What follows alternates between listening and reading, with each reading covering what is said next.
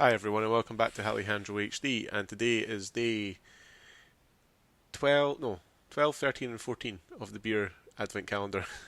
um, so this is a triple header, a very special episode, and also because I'm terrible at keeping up with these things. So I've just tried to figure out how I'm going to do this one. I might just because I was wanting to do originally I was planning to do a live stream, but I think not. I think I'll just go ahead with this, and then maybe just drink all three beers. Hopefully, if they're all nice, give you my overall rating for each one, and put the description in the comments and so on. And it's just been a bit of a crazy day for me, so having some downtime, and I'm going to crack on with the drinks. No glasses this time because we've got so many. So the first one, I don't know if these are in order, by the way, so I do apologise to the beer advent calendar people. But the first one is 4 Pure Bremondesi Lager. Don't know what that. It might be a place. I might be saying it very wrong. Light and crisp, 4.2%. Crafted in London, 4 Pure. Light, crisp, refreshing. All the things you want in a lager are Bermudisi, Bremondesi. That's not a real place. Lager is carefully crafted to tick all those boxes. A thirst quencher, best served cold. Well, it's cold, so that's fine. Water, barley, hops, and yeast.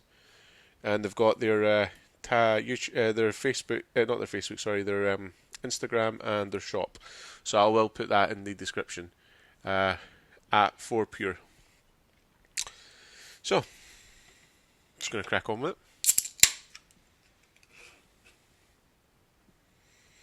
it. Okay, it's quite a little bit fruity, I'd say. Doesn't say it's got any fruit in it though.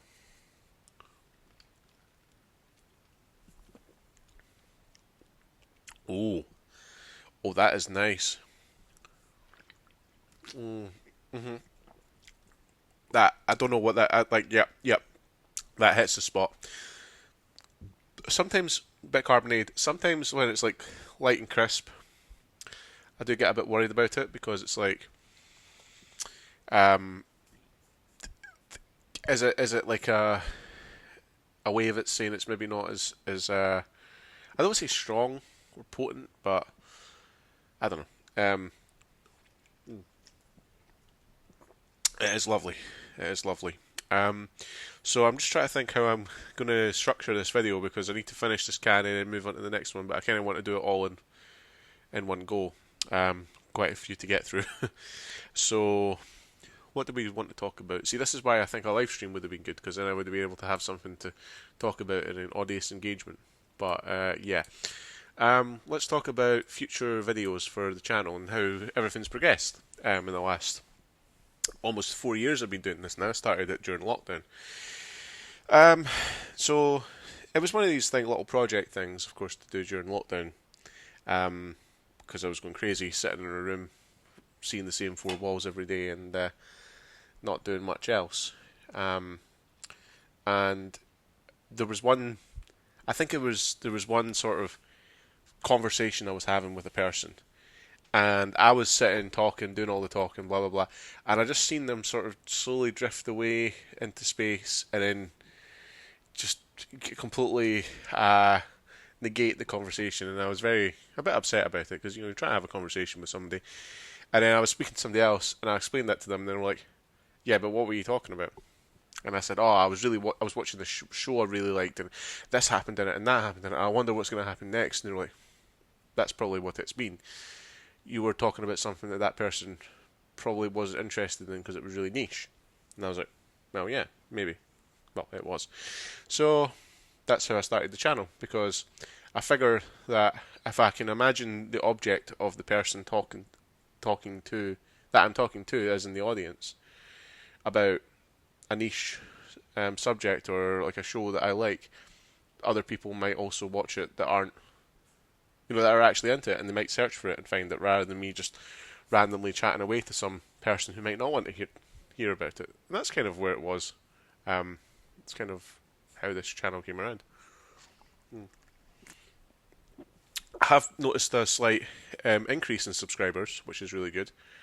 Um, I was saying I was hoping to maybe get to 200 before the end of the year. I think I'm on. I'm just going to check actually, because I'm a bit of a geek like that. I've got like a little YouTube analyzer thing on my phone that tells me you have X amount of people now on your thing, and I'm like, oh, cool. So 166 subscribers. I think maybe there was 167 a few days ago. Apologize, a few days ago. But yeah, even so, 166 subscribers, purely for me not even asking people to subscribe. I'm not wanting to become a YouTube star. I'm not wanting to do this because I want money or or want to make a living out of it.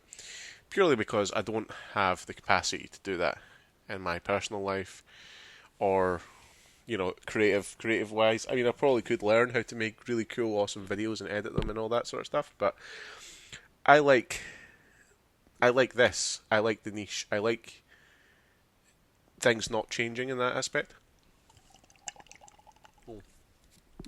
Just realised I never give this a rating. 9 out of 10. Doesn't get a full 10. It's very carbonated, so it doesn't get a full 10 from me. But nine's almost perfect. So yeah, so that's the journey been so far. Upcoming videos. There will be some travel vlogs. I am going to a few places in the coming weeks and a few months of the year next year. So that shall be good. So I'm going to do my usual, maybe like a little vlog here or there. I've got a few gigs coming up. I've got Slipknot tomorrow. Tomorrow's the 15th, so I'm going to be going to go to see them, and they're doing their first self-titled album. So I am very excited to see that. So I'm going to go to them, and then I've got Bullet for My Valentine in February or January. One of the I think maybe February. And you'll have, if you have watched my other videos, you'll have seen the story, the first time I ever saw Bullet, because Bullet were one of my favourite bands growing up. I absolutely loved them, still do, but maybe not as I don't listen to them religiously as I did before. I'm not a 14-year-old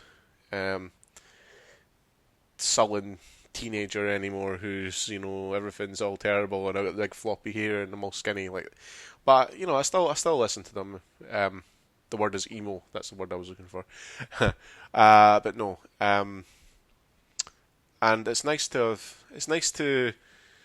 see them as an older person as well as when I seen them when I was like 17 or 18 when I was at Download.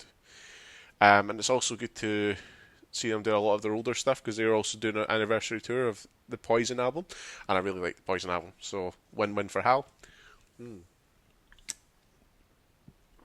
So yes, so those things are happening, and I will probably put some videos up.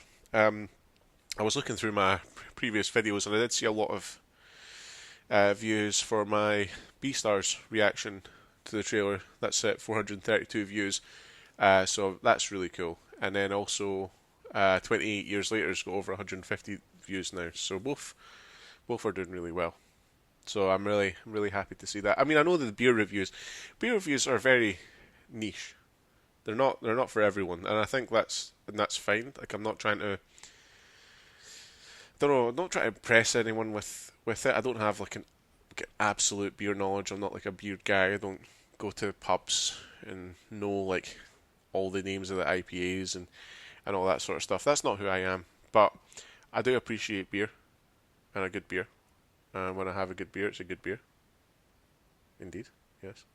I'm just realising I'm getting to 10 minutes, only had the first one. That's done. That's a 9 out of 10. Right. The next two are bottles. So I've got my trusty keys. The next one we have Balfour Jake's Reserve Lager. Balfour Next England. England's only beer blended by winemakers. A unique martrition of heritage, Burgundy wine, and lager yeasts. A Kindle a premium pilsner inspired by our Balfour wines. Tangerine brioche. I'm going to France soon. I should really know how to say these words. And reassuring glow of something strong, crisp, and steeped in English terrier. 5%. Oh God. Right, strong stuff today. Oh.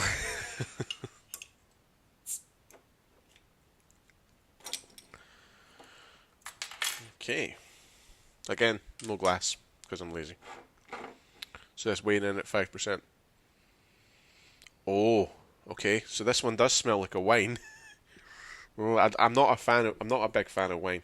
I'm going to be quite honest. But I'll give it a try. I'm a bit scared about this one. Oh no. Oh no no no. Oh no no. Oh, that's awful. Oh, that's not nice. Oh.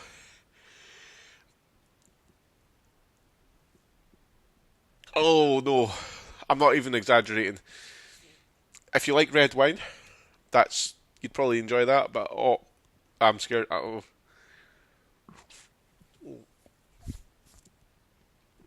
Oh.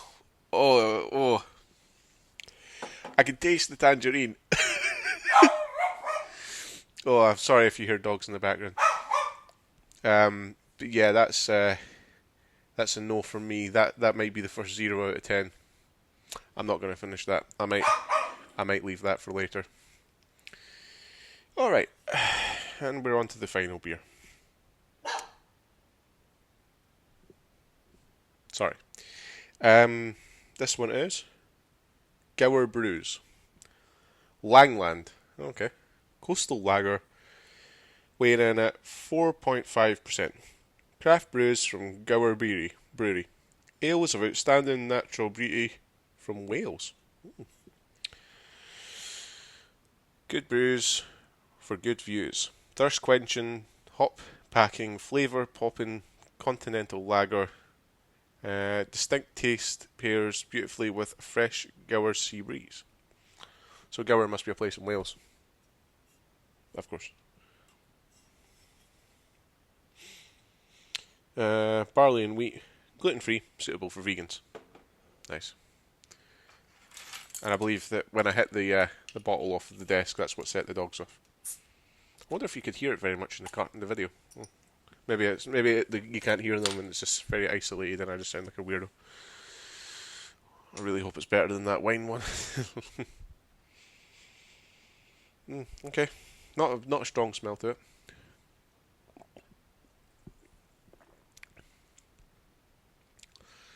Okay, now that is the taste of it. It's very IPA kind of taste. Not like a bad thing. That's just the first thoughts that come to my mind if I was drinking a typical IPA on draft.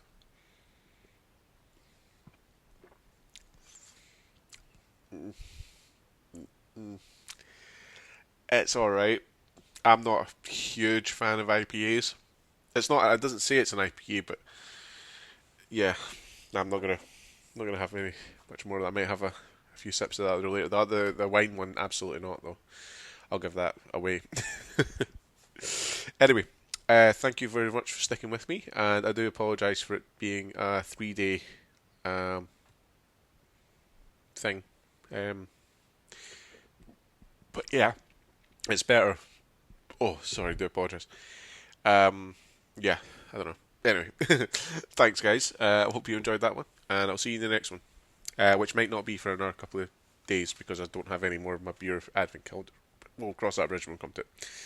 See you in the next one. Cheers.